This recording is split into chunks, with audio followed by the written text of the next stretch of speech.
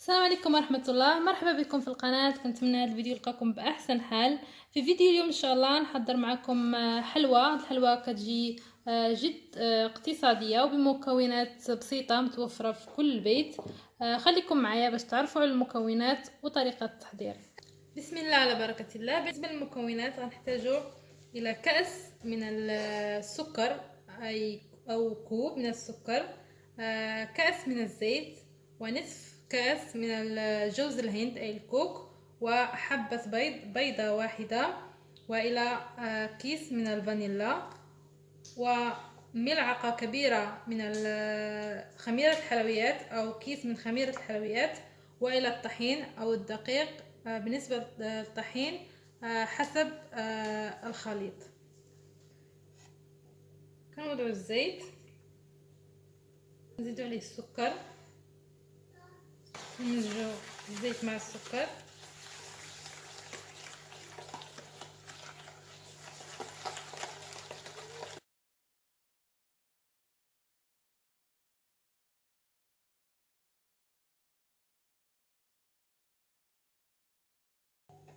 نزيد البيضة،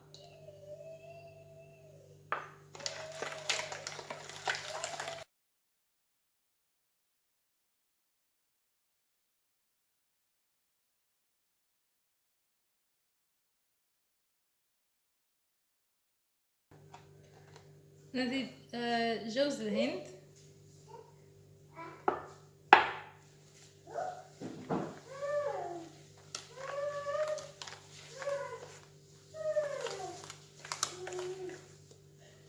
سكر فانيلا، وملعقة من خميرة الحلويات أو كيس من خميرة الحلويات. نضيفو الدقيق بالتدريج،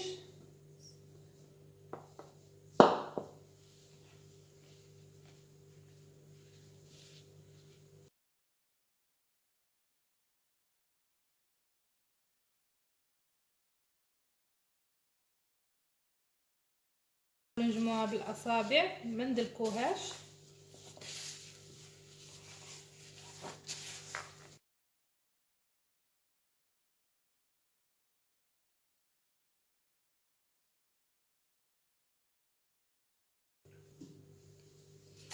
هذا هو الشكل العجين. من بعد ما كنجمعوها تحصلوا على عجينه على هذا الشكل.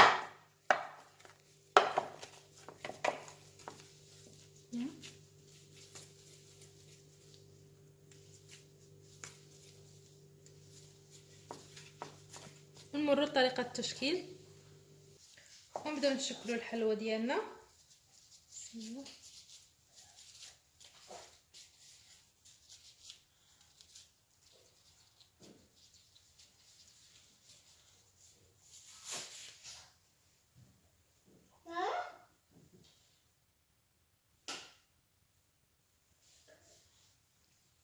كنوضعوها في صينيه، اما كتكون مدهونه بالزيت ومرشوشه بالدقيق، او مفرش لها ورق الزبده.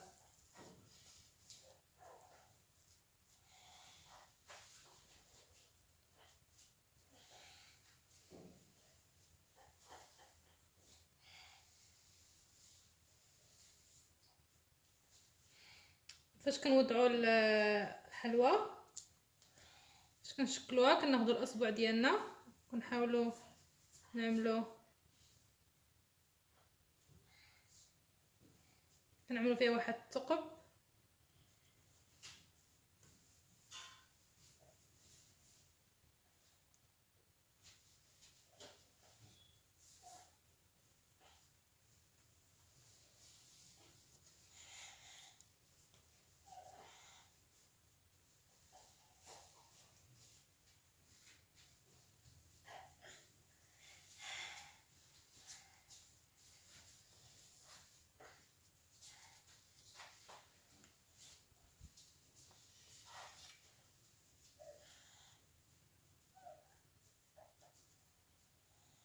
في هاد الاثناء كنكونوا مشعلين للفرن، شغلنا على الفرن على درجة حرارة 150، كيكون ساخن من قبل.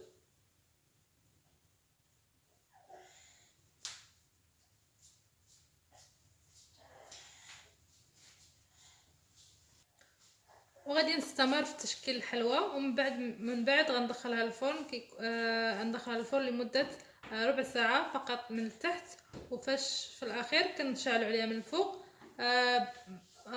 كنشعلها من الفوق باش نحمروها فقط.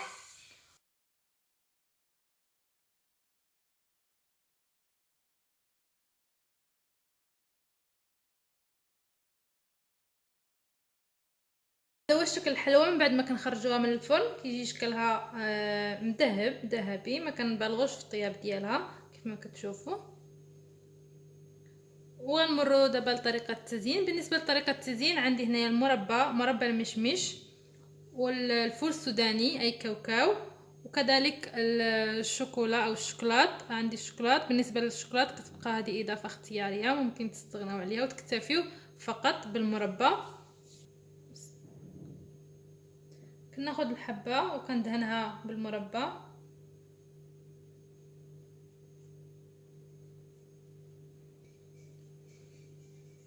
وكنوضعها في الفول السوداني، ومن بعد كناخذ قليل من المربى وكنوضعها الفوق.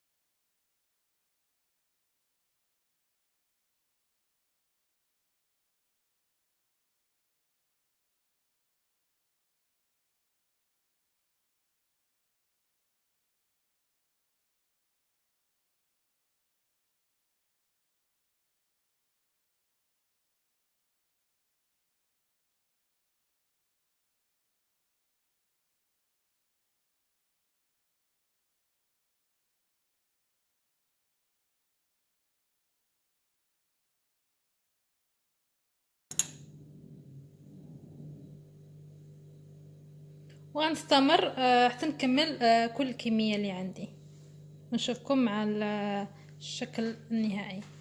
وهذا هو الشكل الحلوى النهائي من بعد ما كنزينها، كتجي على هذا الشكل.